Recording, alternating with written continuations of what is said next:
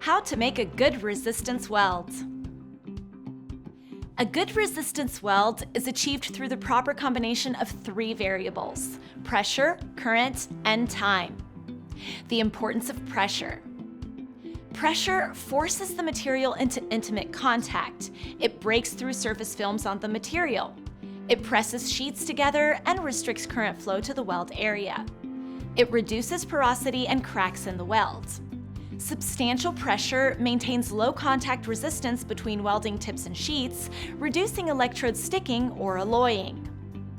The influence of pressure on weld quality is significant. The force applied, the method of application, and the inertia of moving parts all affect the weld. As pressure increases, contact resistance decreases, requiring more current to achieve the same heat. Lower pressure increases resistance but can cause sparking, sticking, rapid electrode wear, poor weld appearance, and lower tensile strength. Balancing current and time. The spot welding of low-carbon steels depends on the thickness of the thinnest outside piece. Changes in electrode force, weld time, and current are substantial. For example, 0.032-inch SAE 1010 mild steel requires 400 pounds electrode force. 8 cycles weld time, 8,000 amps secondary current, minimum weld spacing ½ an inch. 0.109-inch SAE 1010 mild steel requires 1,600 pounds electrode force, 23 cycles weld time, 17,500 amps secondary current.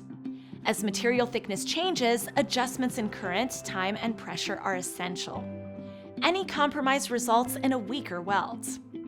The formula for a high-strength weld: pressure plus current plus time equals A-class weld.